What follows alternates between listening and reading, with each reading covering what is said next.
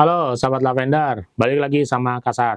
Kali ini Kasat mau ngomongin tentang subtes di SNBT yang paling panjang ngerjainnya, paling banyak soalnya, paling butuh waktu. Tapi bukan matematika, tapi ini adalah, yang paling rekor nggak ada nilai 1000 kayaknya.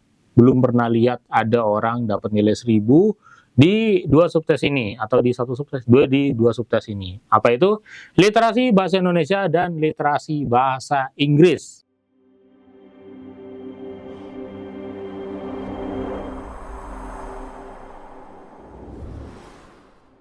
Kenapa kok bisa ya gak ada yang sampai 1000 ya nilainya? Ya kemungkinannya antara memang banyak banget yang benar ngerjainnya, atau ya memang nggak pernah bisa sampai perfect aja, nggak bisa sampai sempurna aja. Karena paling ini nih, kalau literasi bahasa Indonesia dan literasi bahasa Inggris nih paling dimungkinkan jawabannya yang benar ini apa ini ya gitu ya, kayak bingung, bisa aja ada penafsiran yang berbeda gitu kalau kita baca soalnya kurang teliti, kurang tepat, atau ya kurang konsentrasi lah gitu.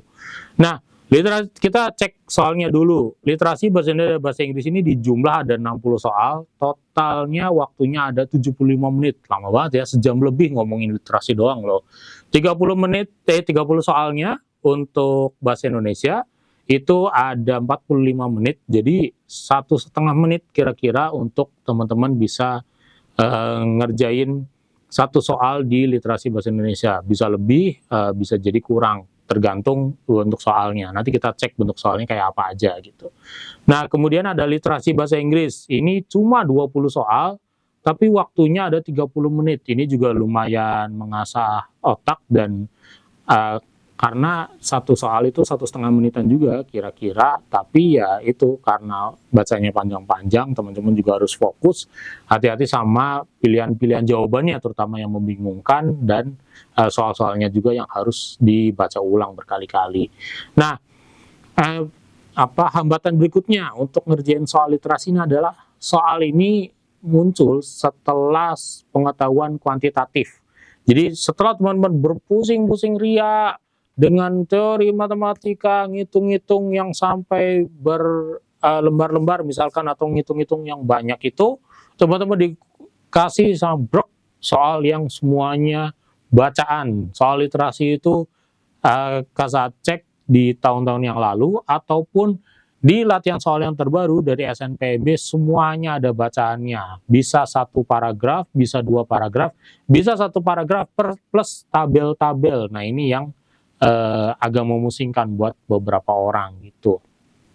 Tapi materinya apa aja? Materinya sebenarnya nggak asing, karena di penalaran di PPU dan pengetahuan membaca dan menulis itu ada dikasih beberapa gitu, kayak konteks kata, menentukan inti bacaan, itu kan udah ada tuh di pengetahuan umum sama di pengetahuan membaca dan menulis, atau kompetensi membaca dan menulis. Nah, itu kita baca ya satu-satu dulu deh. Makna umum teks, makna kontekstual kata, ini udah dibahas juga. Menentukan inti bacaan, menyimpulkan isi bacaan, ini ada juga di PBM. Nilai dalam teks sastra, nah ini baru beda nih. Temanya apa? Teks personal inspiratif, sebab akibat, unsur proses bacaan eksplanatif, ya, menjelaskan dalam bacaan. Kemudian ketepatan opini atas objek bahasan dan dalam bacaan ulasan, itu juga ada. Gagasan pendirian relevan, banyak nih. Ada fakta dan simpulan juga ada. Keakuratan paparan, kelengkapan paparan dan kekhasan objek, itu juga ada. Jadi ada banyak banget bacaan di situ. Tapi jelas harus yang banyak itu adalah menentukan inti bacaan, menyimpulkan bacaan, menentukan makna dan konteks kata. Jadi ada kata itu dalam bacaan itu konteksnya gimana. Kemudian tema dan menentukan unsur proses dalam bacaan yang eksplanatif. Jadi bacaan yang naratif yang panjang gitu, unsur prosesnya itu apa. Jadi ada A, ini dari A ke B ke C, kayak anggap ada kalimat berita, satu paragraf tentang proses memasak. Nah, nanti teman-teman disuruh bikin rangkaiannya, disuruh milih A, B, C, D, E yang sesuai sama rangkaian di atas itu apa. Jadi teks prosedural itu ada juga di teks literasi bahasa Indonesia. Nah, yang teman-teman sering agak bingung atau bukan bingung ya, beda nih di literasi bahasa Indonesia ataupun di PPU ini. Yang khasnya adalah untuk di literasi bahasa Indonesia atau literasi bahasa Inggris, itu bacaan-bacaannya itu disesuaikan antara yang teman-teman mau masuk jurusan sains dan teknologi dan teman-teman yang masuk sosial humaniora. Jadi bacaannya itu udah terkonsep gitu. Jadi kayak misal mau masuk akuntansi atau mau masuk komunikasi gitu, itu kan sosial humaniora. Itu di sini disebutkan bahwa bacaan-bacaannya ya akan konteksnya ke sana gitu. Ngomongin politik, ngomongin isu-isu sastra, ngomongin isu-isu apa namanya public relation, pokoknya pengumuman-pengumuman gitu-gitu.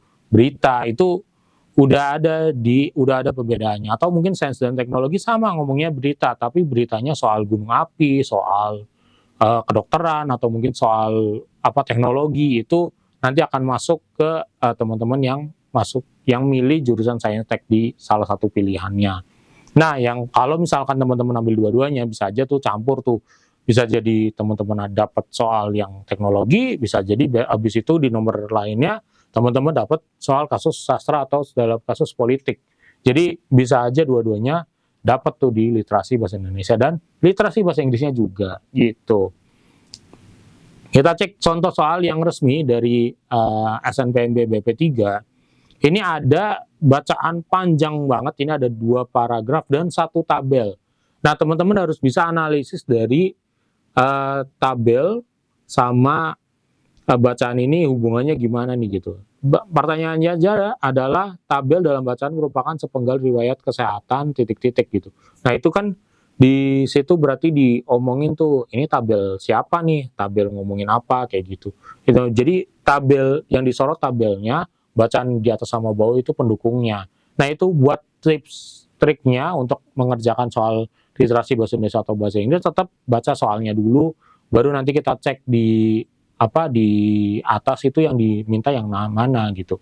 Atau misalkan di di kalimat nomor berapa atau di tabelnya atau di kolom nomor berapa dari tabel, itu bisa aja di info di situ gitu. Yang bahasa Inggris nih ada contoh soalnya juga.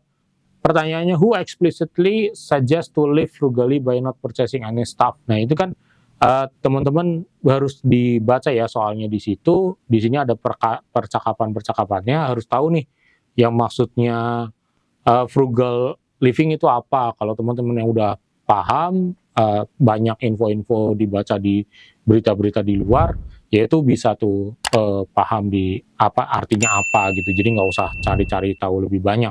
Tapi kalau belum tahu ya teman-teman mau nggak mau harus banyak baca di situ.